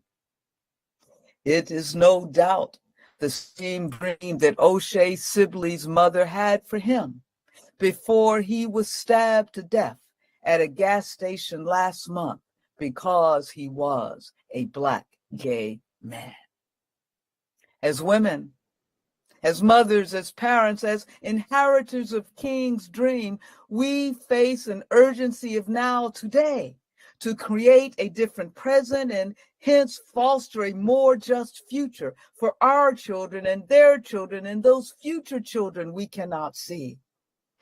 This urgency of now indeed begins today, compelling us to tell the truths about the brutal realities of race and sexism and homophobia in this country. To do otherwise means the generations to come will be captive to the false narratives of history and thus captive to anti-Black, anti-women, anti-LGBTQ white supremacist notions of what justice actually looks like. And so there is an urgency of now for those of us committed to King's dream of freedom and justice for all. It is untenable to simply remember what happened 60 years ago at the Lincoln Memorial and then stand quietly by on the sidelines while, for instance, a movement to ban books and to purge curriculums of the harsh realities of anti-Black racism, of transphobia, trans-terrorism proliferates across this country. There is an urgency for us as women to act. There's an urgency for us as women to show up. There is an urgency to resist. There is an urgency of now to tell the truth about this nation's history so that we can indeed foster a more just future for our children and their children and children everywhere. My name is Heidi Sherholtz, and I am the president of the Economic Policy Institute, an organization that uses the tools of economics to fight for justice for working people.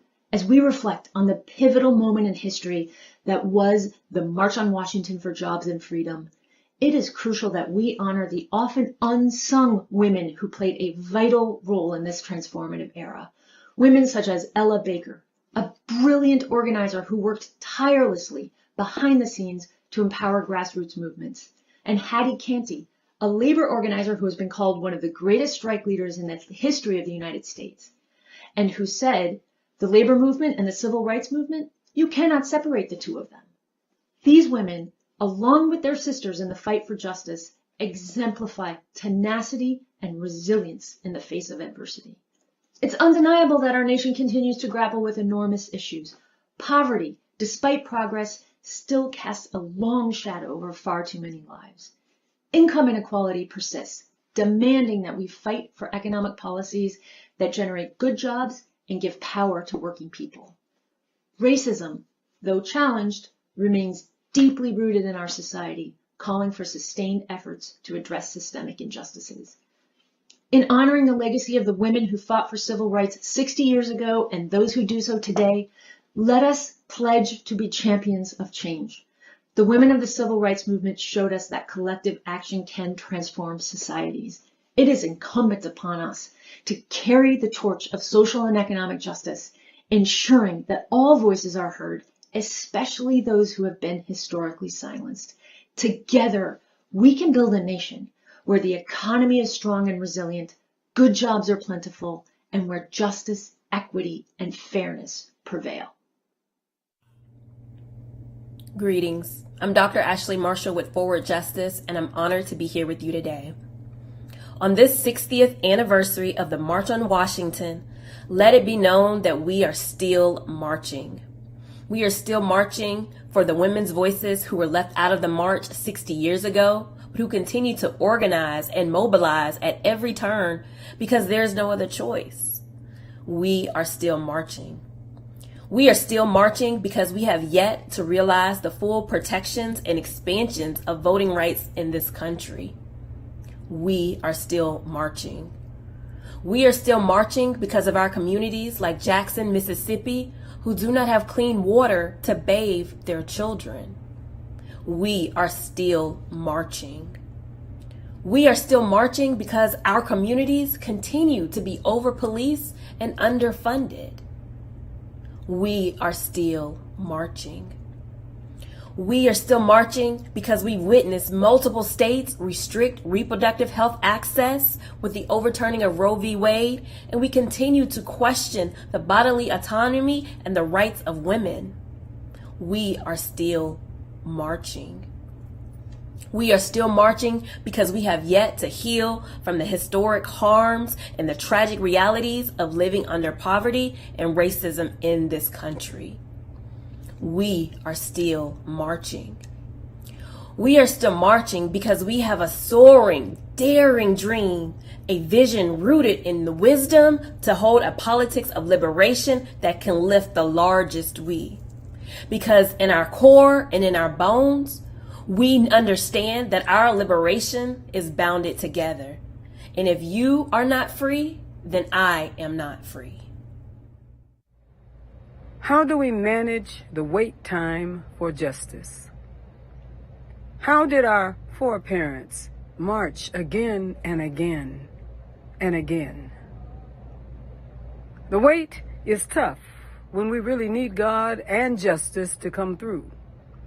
But it is not a test, beloved, if it does not test us. We must have a test to have a testimony. We are waiting and marching again for a real deliverance, not a facade. Our nation needs a justice anointing to change, a way out, a healing of deep pain, an ability to cease and desist the behaviors that seek to sabotage righteousness. Keep marching with your smooth stone, like David did toward his Goliath, confident that God was on his side. Let's walk together, children, until justice runs down like water and righteousness like a mighty stream. And where God leads me, I will follow. And where God leads us, we must follow. And where God leads us, we shall follow. God is with us all the way. God bless. On this 60th anniversary of the March on Washington, my heart is full thinking of the many women on whose shoulders I stand, and my friend and mentor Ann Braden is in my ear. 2 weeks after that march was my 10th birthday, and I would later learn that on that very same day, 4 young Black girls were killed in the bombing of 16th Street Baptist Church in Birmingham.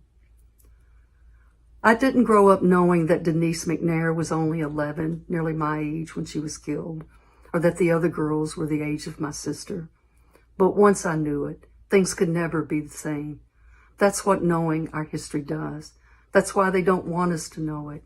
And knowing our history is so crucial to our work now as we carry on to end poverty and racism and oppression. Like you, I want to live in a society that doesn't throw people away because of race or gender or who we love or some artificially drawn line of a country or the evil system of poverty that's set up and then blames people for being in it. To change all that can feel daunting sometimes, but to know that our elders who marched in 1963 were living and organizing in the South when it was literally a police state is informative and inspiring to us now. I want to lift up 2 quotes from Ann Braden, who always spoke of making the choice to be part of that other America, the America that doesn't throw people away. The first quote from Ann, as she speaks to me and my white siblings. In a sense, the battle is always and always has been a battle for the hearts and minds of white people in this country. The fight against racism is not something we're called on to help people of color with. We need to become involved as if our lives depended on it, because in truth, they do. And this quote from Ann, as she speaks to us all. In every age, no matter how cruel the oppression carried on by those in power, there have been those who struggled for a different world. I believe this is the genius of humankind, the thing that makes us half divine, the fact that some human beings can envision a world that has never existed. Let us continue to envision that world and build it together. Hello, everyone. My name is Zakaya Jones Walker. I am a senior psychology major and entrepreneurship minor from Hopewell, Virginia, and I serve as Bennett College's 2-time Student Government Association president. I am honored to share and be a part of a space where the historic significance of a woman's fight for justice is being amplified, acknowledged, and celebrated. Spaces where women uplift one another while learning about change makers now and before our time are what we need to keep inspiring one another, especially when it's easy for a woman to be left out of the story. I've been blessed with the opportunity to find that space at Bennett College. Bennett Bells are known for being change makers in history, from leading movie theater boycotts in the Greensboro area due to the lack and misrepresentation of Black actors, encouraging voting within the community through Operation Door Knock, to being the central organizers of the Woolsworth demonstration in the 1960s. Furthermore, as a young Black woman in America, I've endured and witnessed poverty, racism, the lack of affordable health care, the impact of environmental justice on Black and brown communities, and so much more. But it was those experiences and learning that despite often being in the shadows, that women continue to change history that pushed me to advocate even harder. I am a member of Bennett College's Green Team. As SGA president, I ensure my sisters to vote and encourage the community to do the same. I've worked and will continue to work with the beloved community center in the Truth, justice, reconciliation, and healing movement, and I will continue to do so much more for as long as I can. Ladies, my hope is that we continue to fight for change for the people and not the glory, despite it being well-deserved. Thank you so much for allowing me to be in this space in the celebration and amplifying of your voice and all women who have fought for justice. It has been 60 years since Reverend Dr. Martin Luther King Jr., standing on the shoulders of boss, gifted, and dedicated women, powerfully and prophetically declared the urgency of now to hundreds of thousands gathered at the Lincoln Memorial. Now is the time to make real the promises of democracy, he said. Now is the time to make justice a reality for all of God's children. His words still ring true today, as do the encouraging words of Dr. Dorothy Irene Height that resonate deep in the souls of each of us longing for justice, equity, and freedom. If the time is not ripe, she said, we have to ripen the time. Time pushes us forward and injustice binds us together. We will not wait any longer than we already have. We will ripen the time. I can't help but wonder today how far the arc of the universe has bent towards justice over these last 6 decades and what we will do to make it bend a little faster. Daisy Bates, the only woman to speak at the march 60 years ago, once said this: "Surely the world we live in is but the world that lives in us." In my prophetic imagination, the world that we live in is one where poverty is no more. Everyone has what they need, not only to survive, but to thrive. People don't live on top of grates when it's cold or under overpasses when it's hot. Black mothers do not die at 3 times the rate of their white counterparts from pregnancy-related causes. Children have plenty to eat. Mass shootings, gun violence, systemic racism, and misogyny are distant memories. Our democracy is sound. Voting is without barriers. Zip codes don't determine our future, and affordable, accessible healthcare is available to all. My dream today mirrors that spoken by the prophet Isaiah to a community returning from exile, a community that had lost so much, but still believed and had hope that a better day was yet on the horizon. If they would not give up, if they kept pressing their way, if they would not settle, and if they continued to work together. My dream is in God's promise to a weary, traumatized, but hopeful people. I will appoint peace as your overseer and righteousness as your taskmaster. Violence shall no more be heard in your land, devastation or destruction within your borders. You shall call your wall salvation and your gates praise. It is possible. Forward together, not one step back. Amen. Ashe, and may it be so. She Speaks Moral Monday is not just an event, but a rallying cry for us to recognize the unfinished work that lies before us. The struggle for jobs and freedom is so passionately championed then, remains a beacon guiding us through the challenges of today. 60 years have passed since that resounding march. Yet the echoes of those footsteps still reverberate through our souls. As we commemorate the March of 1963, we are reminded that justice is an ongoing pursuit, but it doesn't have to be this way. The call to conscience urges us to ask ourselves, how far have we come? How much farther must we go? In a world where inequalities persist and opportunities remain out of reach for too many, we must respond with continued persistence and action. Let us remember the powerful words spoken by those who stood on the steps of the Lincoln Memorial 6 decades ago. Their vision was not just a dream. It was a demand for a society where every individual's potential is realized, where economic disparity is dismantled, and where freedom truly flourishes. Today, and more than ever before, We honor their legacy, and we must keep continuing to move forward together our struggle for justice and equality. The call to conscience resonates across time, inspiring us to address the pressing issues of our era: systemic racism, economic disparities, and social injustice. In Massachusetts, more than 20,000 men, women, and families have no place to call home. Homelessness, the most violent and visible expression of poverty, lifts every evil. Its impact on healthcare and the environment is a sin against God, the suffering and death to ask only for the right to housing.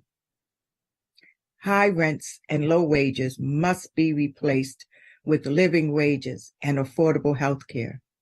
In the richest nation, we should not have to resort to sleeping on grates, living in encampments, or dying on subways. Let us be the generation that amplifies the voices of the poor, the sick, the least of these. Let us dismantle the barriers that divide us and ensure that the promises made 60 years ago are not empty words, but lived realities for all. Let She Speaks Moral Monday be a catalyst for change, a reminder that the work of the march continues through us. In closing, let us remember the courage of those who marched for jobs and freedom. Let us channel their spirit as we face the challenges of today. Let us keep saying their names. We stand on your shoulders: Fannie, Ella, Rosa, Anna Hedgeman, and more. Let us answer the call to conscience with determination, continued empathy, and action. Together, we can forge a future where justice and freedom prevail. Reflecting on the past 60 years of struggle and movement building and protest, I'm so grateful for the legacy of the women and femmes who organized and mobilized, and just, look how far we've come. And there's still so much work to do. We have a responsibility to face the challenges of our day and demand justice and demand all the things we're told are impossible. And I think we need to lead with love and solidarity to build the beloved community. The interlocking injustices of systemic racism, systemic poverty, ecological devastation, the war economy, militarism, and the false moral narrative of religious nationalism perpetuate a lie of scarcity. It's rationalized then by elected officials and the ruling class, and we see it play out in our daily lives by the policies that they pass. It's what continues to deny all poor and low-wealth people our full humanity, and it's how poverty is a death sentence to 800 people a day.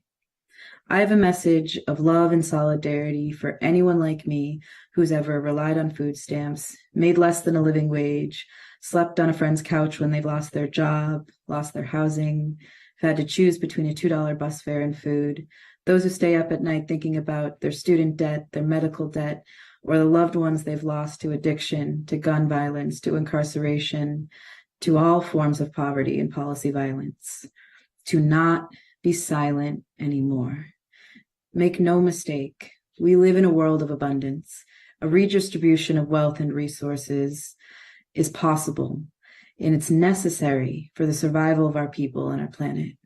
And I'm here to listen and to mourn with you and to be angry with you and to stand beside you, because we need this radical love and solidarity of caring for one another and joining together across all of the lines of division to demand justice. The 60th anniversary of the March on Washington is an opportunity to reflect on the state of the nation, considering where we were, where we are now, and where we are headed. The courageous freedom fighters who gathered 6 decades ago envisioned an inclusive and multiracial democracy where all Americans, regardless of race, religion, gender, sexual orientation, economic status, or ability, will be treated with dignity and respect.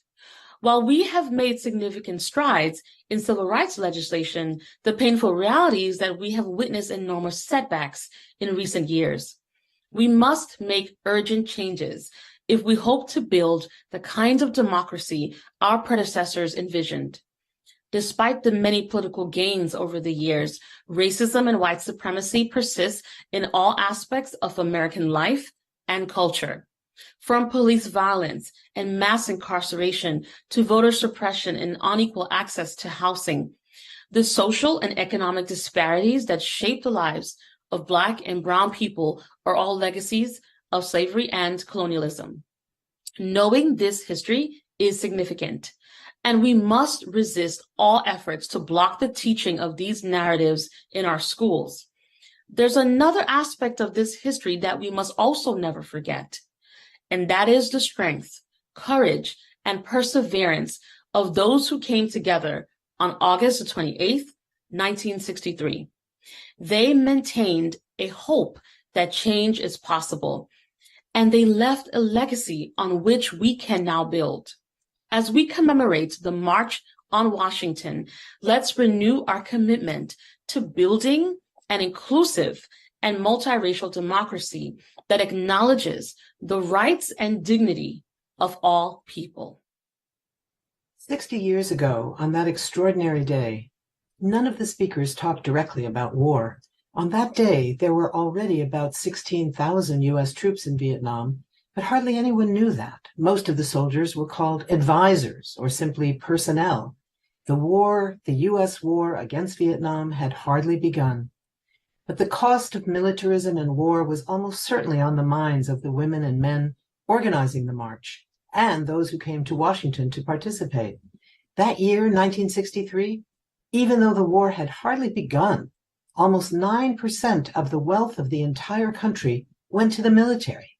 That meant there was already not enough money for jobs, for health care, for education, for childcare, for all the things our families needed and would need, even with victories for civil rights.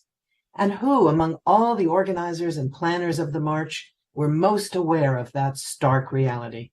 It was the women who, along with organizing the march and the movement it represented, faced the frontline challenges at home, keeping their families fed and warm, their children in decent schools, their elders able to see a doctor.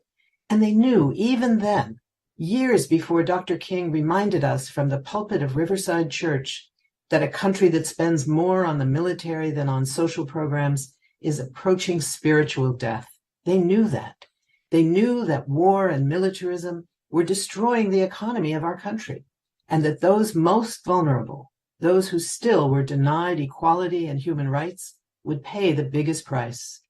So it was part of the agenda of the march, mentioned or not. And internationalism, the world's answer to war, was there too that hot August day 60 years ago. When the great artist and resistance fighter Josephine Baker rose to speak, she had flown to Washington from France just to participate in the march. She celebrated the unity of the movement, the Black and white and other people working together. You are, she said, just as I've always wanted you to be, and the peoples of the world have always wanted you to be. You are a united people at last, because without unity there cannot be any victory. There was unity that day, and because there was unity, there was victory too. For our future, we will build even greater unity and have a chance for even greater victory, for equality, for human rights, for an end to war and militarism. Thank you. Good evening. My name is Kate Ziegler, and I am a national organizing co-director for Repairers of the Breach and for the Poor People's Campaign, a national call for moral revival.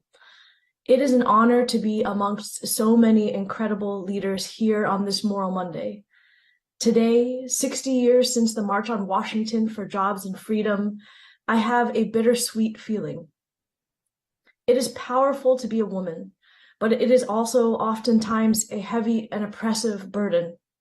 Similarly bittersweet, I honor the women who have come before me and the decades of organizing work that has brought us much progress, but it is also an immoral shame that we still must gather and demand our basic rights today, not just as women, but for the 140 million poor and low-wealth people in this country.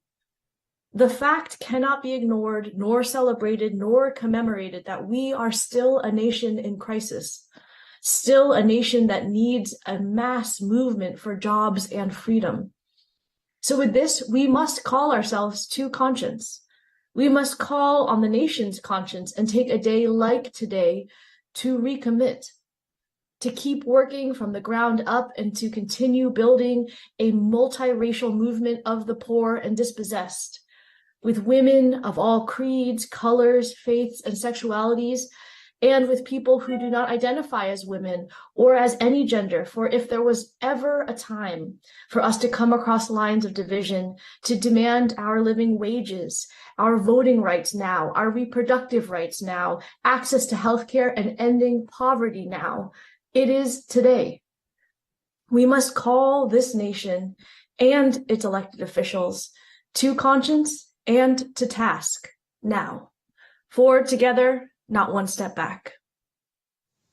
Hello, my name is Pam Garrison. I'm Tri-Chair of the West Virginia Poor People's Campaign. We're here today to remember the March on Washington, D.C. And when I think of that, I think of the feeling it would be to have that many people come together in one place for the same cause. And it makes me think of our march, or our Moral March on Washington, D.C., June the 15th of 2022. Standing there looking out at that sea of people, of 150,000 or more of us there together, to pledge that we will do what it takes to end poverty, to end suffering, to make things just and equal and fair. And it was a feeling that I'll never get over. And I can imagine what those people there have felt. And they laid the bricks for us that we walk upon now. To know that we have solutions. We have the third Reconstruction. And that's what we're fighting for. We're fighting for us. We're fighting for the bottom up. And that's us. It makes me think of Fannie Lou Hamer and coming from West Virginia, Mother Jones, who lived and saw working families, kids going hungry, who saw the lack of health care and people suffering, who saw the homelessness of it. They just couldn't take it anymore. And that's what that gathering was about. It was a unity, a fusion of people of all different diversities coming together and speaking with one voice, one heart. And the aura that comes out of that, of justice and unity, is something that you will always carry and have with you. And it's the spark that lights the fire. So I want to thank you. And I want to tell you, put on your armor of justice. Because our forefathers and our foremothers, they have laid it out for us. And we have to finish the fight that they started. So thank you. Thank you everybody for being here and for being part of the movement. Thank you. 60 years ago, the nation witnessed hundreds and thousands of people gather in Washington, D.C. to lift up a long overdue demand for the needs for jobs and freedom. Today, we are still lifting up the same overdue demand for jobs and freedom. And when we're calling for our demands, we're making sure that all voices are heard. We are making sure that the voices that are too often marginalized and silenced and erased are the very voices that are centered. We gather here today, like the many women before us who have gathered, to make sure that the issues that impact all of us are being heard and addressed. We are raising the issue that in this country of abundance, in this country, poverty is the fourth leading cause of death. And that nearly 1/3 of our workforce, that's about 52 million people, earn less than $15 an hour. This includes 40% of working women and 50% of working women of color. We are raising the issue that our Mother Earth continues to be abused, neglected, pillaged, and destroyed, and we are in dire need of a right relationship with her. We are raising the issue that our families continue to be torn apart because of financial hardships, because of cruel and antiquated immigration laws, because of gun violence, because of the lack of sufficient familial support, whether that be the upgraded and increased child tax credit or having access to affordable and quality childcare. Across this country, across racial backgrounds and class backgrounds, language backgrounds, religious backgrounds, any type of lines that try to divide us, we are here and we have been here and we will continue to be here to come out together and raise our voices and take action towards the solutions that can be recognized today. We don't have another 60 years to wait for the solutions that we know to be impactful to be implemented today. Join a social justice movement, join an organizational effort, join a community cause that is dedicated to addressing the death-dealing systemic injustices that are impacting us all. Register to vote and vote in your local, state, and national elections. We all can do our part. And if we do it today, we're making sure that tomorrow is better for everyone. Friends, fellow advocates, and seekers of justice, I'm honored to stand before you today to share a powerful opportunity for change. The March on Washington, a pivotal moment in history that reminded us that all united voices can spark transformation. It wasn't just a march, it was a movement for jobs, freedom, civil rights, voting rights, and racial equality. But the voices of women were silent. But let's fast forward 60 years later on its 60th anniversary. Our journey continues. We're still fighting an uphill battle, a battle to safeguard our right to vote, to protect the rights of women to turn the minimum wage into a living wage, and so much more. The time has come for our voices to resound once again. On August the 28th, 2023 at 6 p.m. Eastern virtually, we are gathering for an event, a movement that holds the potential to shape the future we envision. She Speaks Moral Monday Call to Conscience, a movement that transcends borders and brings together 30 plus extraordinary women's voices from every corner of this nation. And yes, you are invited. We're calling on all people of moral conscience to join us, to stand up for what's right, to raise our voices for an agenda that saves lives. Our agenda is a life-saving agenda. We demand an end to poverty, ensuring that every individual has the right to thrive. We demand voting rights, the cornerstone of our democracy. We demand accessible health care because every person deserves health care. We demand living wages that respect the dignity of every hardworking individual. Will you stand with us? Will you be a part of this movement for change? Join us virtually on August the 28th, 2023 at 6 p.m. Eastern. Visit SheSpeaksMoralMonday.org to learn more about us. Let's honor the legacy of those who marched before us, who organized, who mobilized. Let's make history together, because when our voices unite, change is inevitable. She Speaks Moral Monday, Call to Conscience, igniting change virtually. Be there, be the change.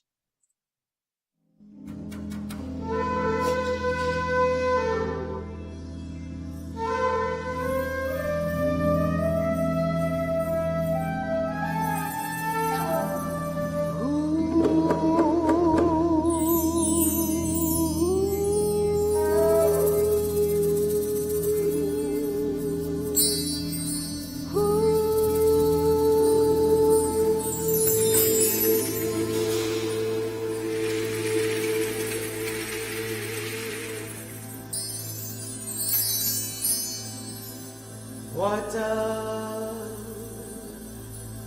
the Lord require of thee?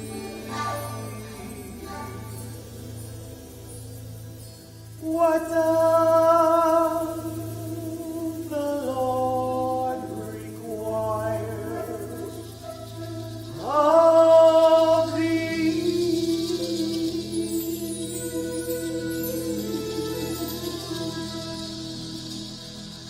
but to do justly, love, mercy, walk humbly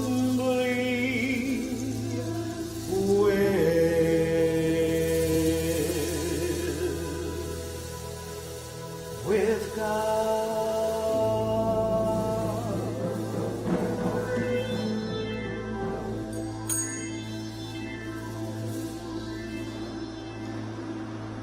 Woe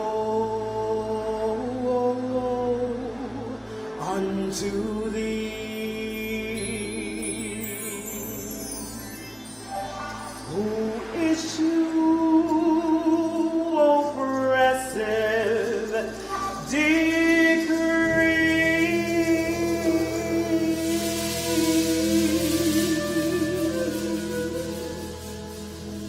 They should do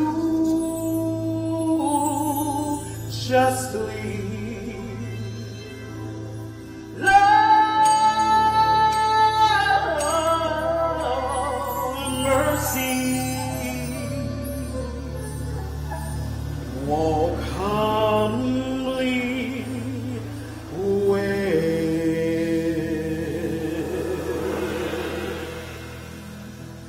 with God.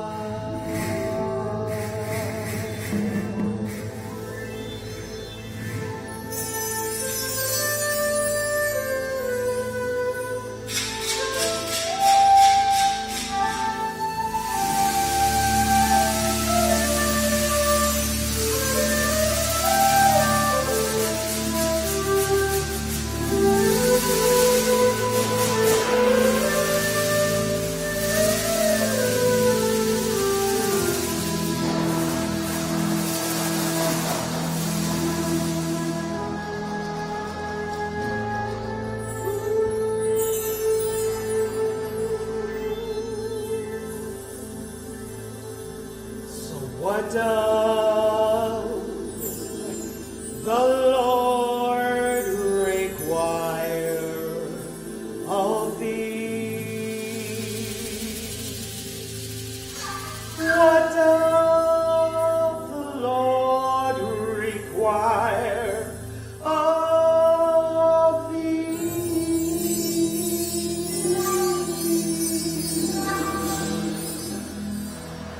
But to do justly,